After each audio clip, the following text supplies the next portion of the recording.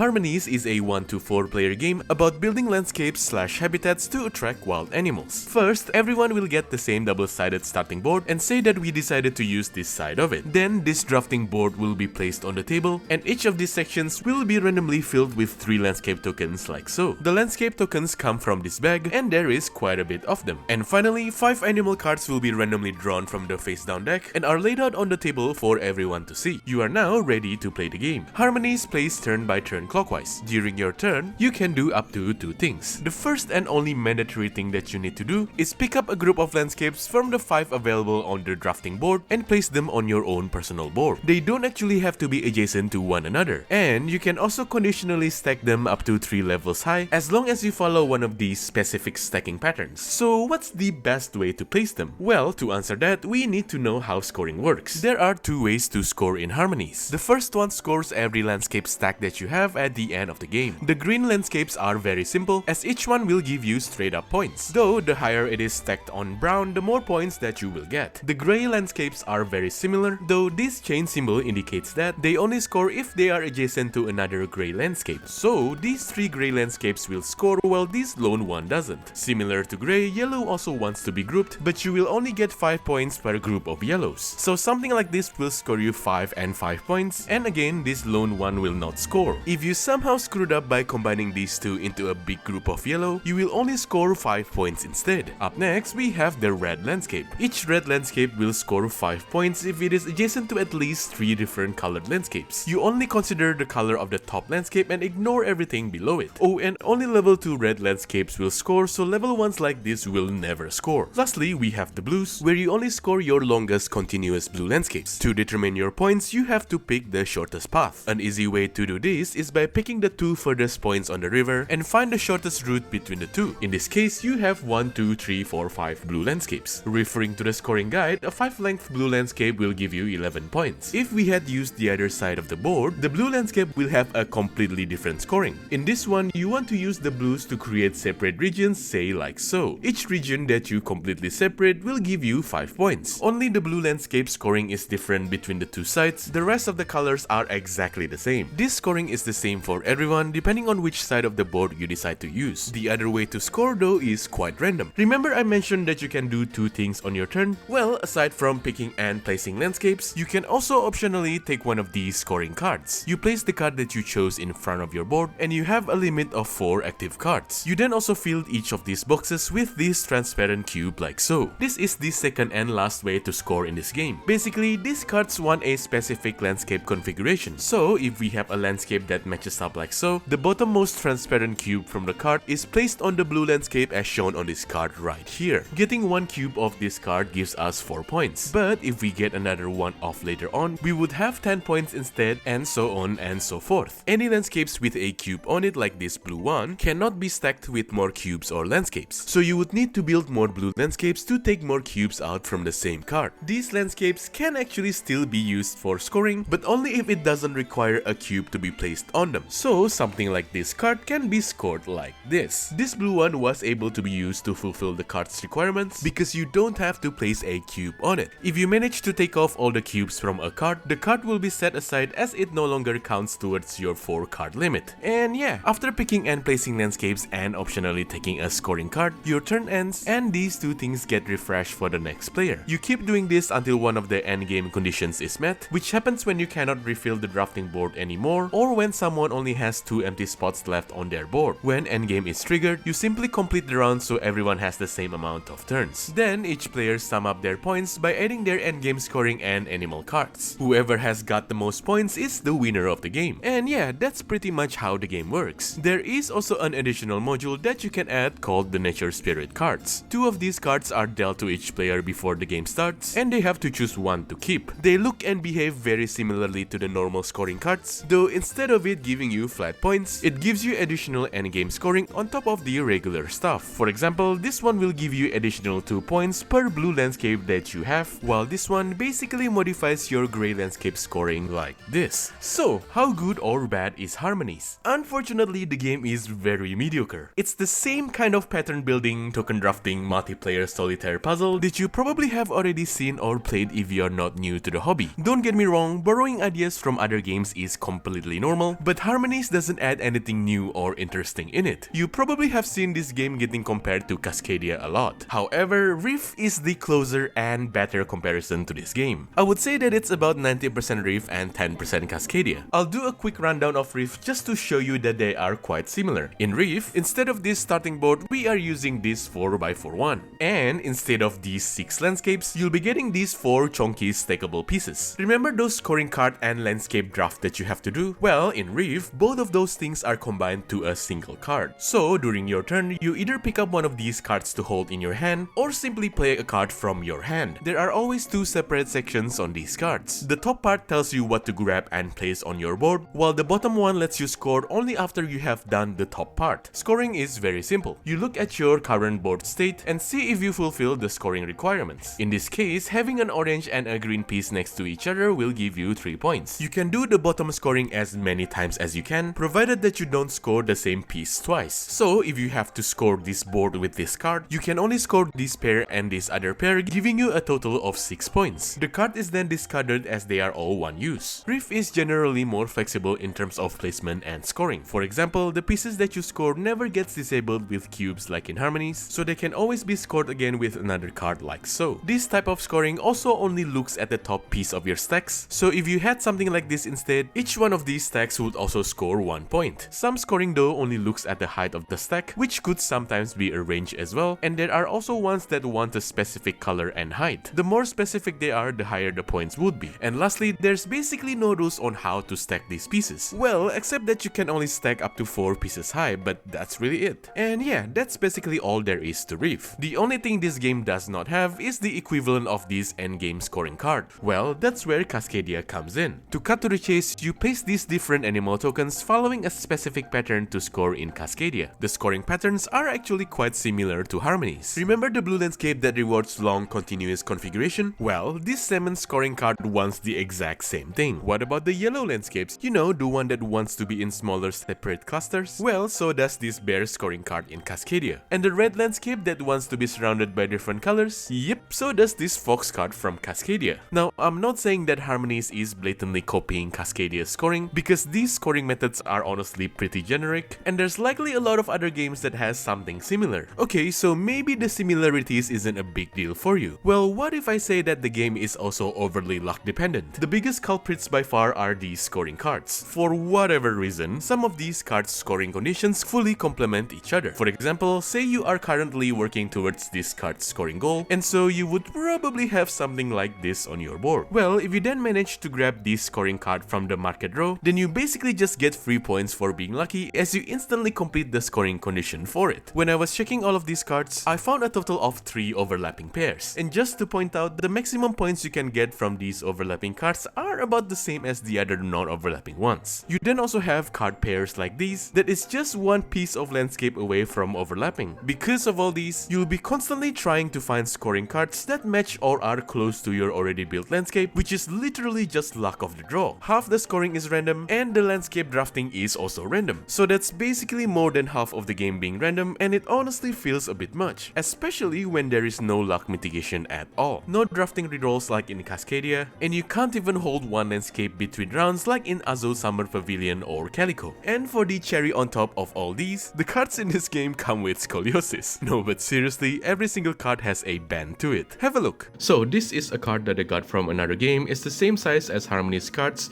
The difference is this is completely flat, so if you press on it or touch the edges or press on the edges, nothing's going to happen because it's completely flat. But if you do the same thing to Harmonies cards, it's going to bounce back. Yep, it's got a bending problem, and as you can see on the edges right there, it doesn't really touch the table at all.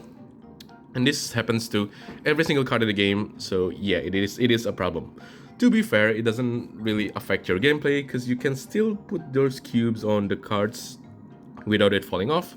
But if you have OCD, this is going to kill you. A quick search on BGG will tell you that this is a pretty common problem, and it does look like that some of the cards are bending way worse than mine. All in all, I will give this game a 4 out of 10. It is a very easy pass to me. If I had not reviewed this game, I would have forgotten about it on the same day I played it. It is that forgettable. If you are new to this genre or just board games in general, then maybe this game is for you. But otherwise, just save your money for games that's about to come out after Gen Con or Essen this year, honestly. And yeah, that's it for this review. Check out my channel for other reviews like this, and let me know your thoughts in the comments down below. Am I just overly harsh? Is this game actually good? Anyways, that's it. See ya!